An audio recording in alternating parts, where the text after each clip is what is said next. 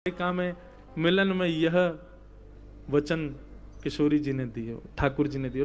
किशोरी जी जिद्दी नहीं है, किशोरी जी पीछे थोड़ी पड़े हैं ठाकुर जी के। जामे आपकी रुचि जैसो आपको।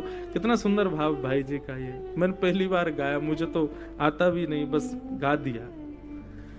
ऐसे 16 गीत हैं, एक गीत ठाकुर जी गाते हैं, फिर दूसरा गीत किशोरी जी गाती हैं, फिर एक गीत ठाकुर जी गाते, फिर किशोरी जी गाती हैं। ऐसे भाई जी ने आज ही सुबह जब देख रहा था तो हमारा एक बालक हमसे बोले, महाराज जी कभी श्री जी की कृपा हो तो अगले या कभी भी, कोई वचन नहीं दे रहा हूं, पर ठाकुर जी के ही उत्सव में वर्ष भर तो हम कथा करते हैं, ये तो हमारी लाल जी से चर्चा है, इसमें कभी 16 गीत गाएंगे, पूरे 16 गीत जो ठाकुर जी और श्री जी के हैं, और उन्हीं पे ही चर्चा, जो यथामति शक्ति गुरुजनों की आज्ञा लाल जी की इच्छा से होगी वो करेंगे।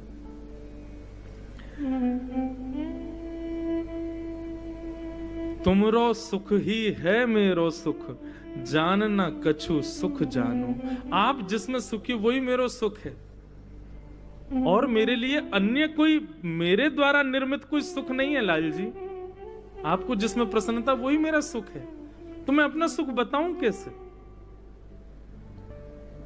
श्री जी के भाव सुन करके ठाकुर जी ने आज्ञा मांगी, ठाकुर जी वहां से प्रस्थान कर गए। आज 100 वर्ष के बाद श्री जी ने पहली बार कही, ललिता जी शयन शैया लगाओ, आज शयन करेंगे हम। 100 वर्ष के बाद ठाकुर जी की काली कामर नित्य श्री जी ओढ़ती हैं और वंशी को अपने चित्त से लगाती हैं। आज 100 वर्ष के बाद श्री जी को निद्रा आई है,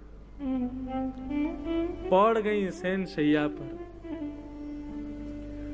ठाकुर जी जैसे ही लौट करके गए, ठाकुर जी का अद्भुत श्रृंगार ब्रज के नंदन बना के भेजे गोपी ने। ऐसा श्रृंगार तो कभी द्वारिका में भी नहीं हुआ ठाकुर जी का। श्रृंगार को देख करके महाराज रुक्मणी को यह भी भान नहीं रहा कि मैं रुक्मणी हूं। ऐसा रूप, ऐसा सौंदर्य, ऐसा श्रृंगार।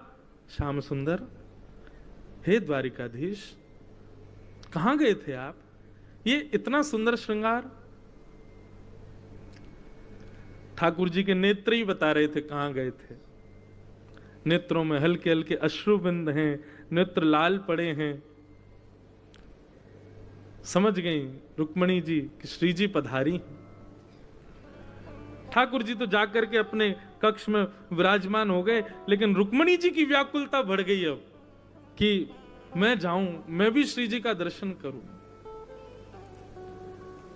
अपनी अष्ट सखी, अष्ट भगवान की पटरानियों को संग लेकर के श्री रुक्मणी जी गई हैं श्री जी का दर्शन करने के लिए। आज श्री जी पौड़ी हैं, पहली बार 100 वर्ष बाद सुई। ललिता विशाखा को बड़ो चैन मिलो है, द्वार पर बैठ गई हैं। बोले कि अब चाहे ब्रजवासी अपनों ग्रहण आदि पूर्ण करके चली जाए, श्री जी तो तभी जाएंगी जब निद्रा पूरी होगी। 100 वर्ष की निद्रा है। मधुर सुगंधी ठाकुर जी के अंग की आ रही है, कारी कमरी हो रही भई है, वंशी चित्त से लगी भई है। श्री जी मधुर शयन कर रही हैं। जैसे ही रुक्मणी जी आई, रुक्मणी जी के आते ही श्री जी उठ करके अपने आप बैठ गई और बोली, ललिता जरा देखियो, मुझे लगा श्याम सुंदर फिर आ गए। बोले अब कहा भाई, अब तो श्याम सुंदर नहीं आए थे। बोले श्याम सुंदर को हृदय से लगा के रुक्मणी जी आई, तो उनके तन की सुगंधी रुक्मणी जी में से आ रही थी, और श्री जी को उसी से ही भान हो गया कि श्याम सुंदर आए। उठ के बैठ गई श्री जी। बोले ललिता देखियो द्वार पर श्याम सुंदर आए, ठाकुर जी फिर आए हैं। अब की बार द्वार खोल करके देखा तो रुक्मणी जी खड़ी हैं। आहा, द्वार खोला था श्री ललिता जी ने। ललिता जी की रूप माधुरी देखते ही श्री रुक्मणी जी तो नतमस्तक हो गई, प्रणाम करने लगी कांति देख करके। हे श्यामा जू, हे लाडली जू, आपको बारंबार प्रणाम करूं, आपकी बलैया लऊं।